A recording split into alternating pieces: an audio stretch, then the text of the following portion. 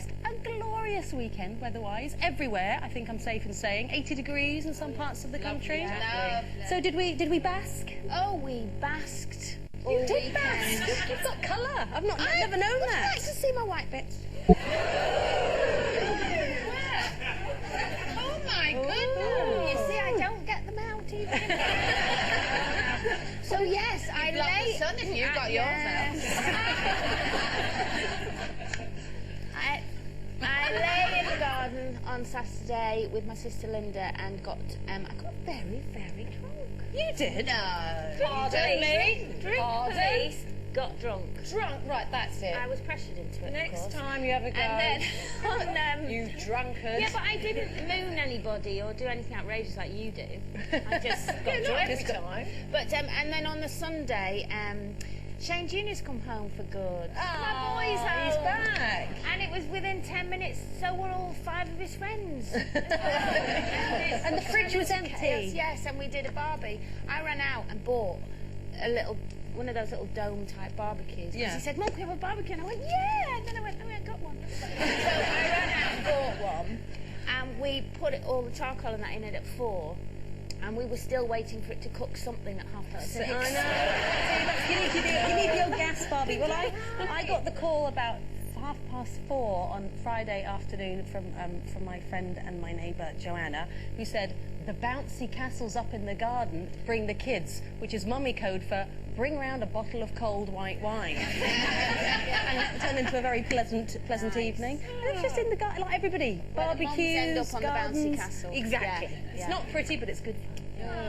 Well, I had quite an eventful weekend actually. On Friday, I went for an early dinner, a bit of a swanky sort of West End London restaurant with my gorgeous fiancé Mark, and lo and behold, who's sitting outside but one of my exes? No.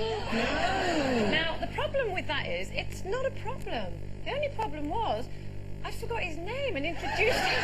No, you didn't. I did. I introduced him as Roy. His name's not Roy, is it? Well, I won't say what it is, but it's not Roy. And it's nothing like Roy, is it? It's not even close to him. Give me that. What did he do? That was a bit embarrassing, but oh God, see, I hate moments like that. You've made me go all funny, Anyway, please, God. I know, and the other sort of near embarrassing moment was when, well, I don't know if you know, but I told you on Friday that I was going voucher shopping at the weekend because I complained about something that wasn't right, and we got sent some vouchers, so we were all excited, going shopping for food, with the vouchers. So we had all these vouchers, and we did the shopping, went to the till, gave the guy the vouchers, paid for everything, and then as I was walking out, I was looking at the receipt and I thought, oh, we didn't take off the vouchers. So Mark said, oh, don't get it, do it next time. I'm like, no, I'm going back, and I'm going to tell him he hasn't given me my £10 off. Actually, it was £15. So I went back and he went, oh, busy customer service. I went to the customer services bit, which just happens to be right near the magazines. Now, at the moment, there is one magazine which has decided that I'm basically on Skid Row, right? I'm absolutely destitute, and I might as well be living on the street. Anyway, that's not true, but that's what the magazine is saying, more or less on the cover. Now, this is right by the customer service, where I happen to be having an argument with the customer service about a £15 voucher they haven't taken off my shopping. And I was like, let's go, he's trying to drown me. I go, no, I want my money. They're vouchers, you haven't taken... Well, I tell you that I went to see my brother Brett, who lives in Wales, and I came back and I thought I'll have a barbecue, but there's just me. So I went and bought those. I know. So I went and got one of those silver tray Billy No Makes barbecues, and I got a glass and a plate and another glass and a plate. So I had to keep going round and touching that plate and the next plate and the next. So next door thought there was 2 of us. Now, what else was going on at the weekend? Were you one of the 19.2 million people who tuned into the Britain's Got Talent final? Well, if you were, you'll have seen the spectacular dance troupe Diversity triumph over hot favourite Susan Boyle to win the £100,000 prize and a place on the bill at this year's Royal Variety Performance. However, in press reports today, Susan Boyle has allegedly taken some time out in the Priory Clinic to deal with emotional exhaustion following what, of course, has been a life-changing 7 weeks for her. So have we ever had those times in our lives when you were, not physically, but emotionally drained, exhausted? Yeah, no, yeah, quite recently actually, just because I had about 3 weeks where I was just working solidly but a million different things, and it was every day and I was away from home, and it got to the point where I was so emotionally and physically exhausted really, and so homesick. And it was kind of living that in that bubble situation where I thought I need normality around me, and I did, because I don't really get that stressed, you know, or angry or anything. I'm quite laid back, yeah. But I got really irritable, and you know, people walking in the room would just irritate me. Like, sorry, how are you? Oh, like you care, you know, it was one of them. And you must have been raking it in. Can I borrow a few quid? Have